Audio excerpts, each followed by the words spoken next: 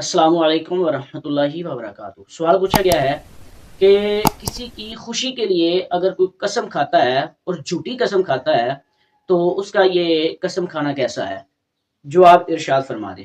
تو جواباً عرض ہے، کسی کی خوشی شامل ہو یا نہ ہو، جھوٹی قسم کھانا یہ جائز نہیں ہے، اور پھر غیر اللہ کی قسم کھانا بھی ناجائز ہے۔ کریم آقا صلی اللہ تعالی علیہ وسلم کا فرمان سماعت فرمائے، ان عبد اللہ ابن عمر عن النبی صلی اللہ علیہ وسلم قال الکبائر الاشراک باللہ وعقوق الوالدین وقتل النفس والیمین الغموس۔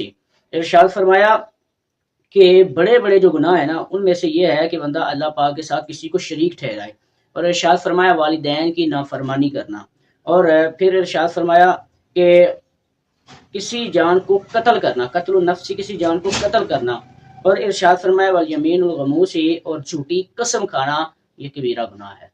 تو یہ بخاری شریف کی روایت ہے۔ تو کبیرہ گناہ ہے یہ جھوٹی قسم کھانا، جھوٹی قسم کھانے کی اجازت نہیں ہے۔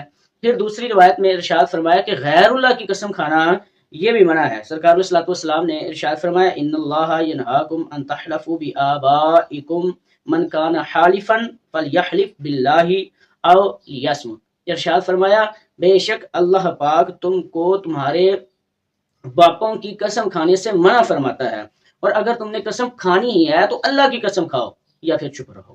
تو اس لیے غیر اللہ کی قسم کھانا اور پھر جھوٹی قسم کھانا یہ دونوں جائز نہیں ہے۔ واللہ اعلم ورسولہ اعلم عز وجل، وصلی اللہ تعالی علیہ وسلم۔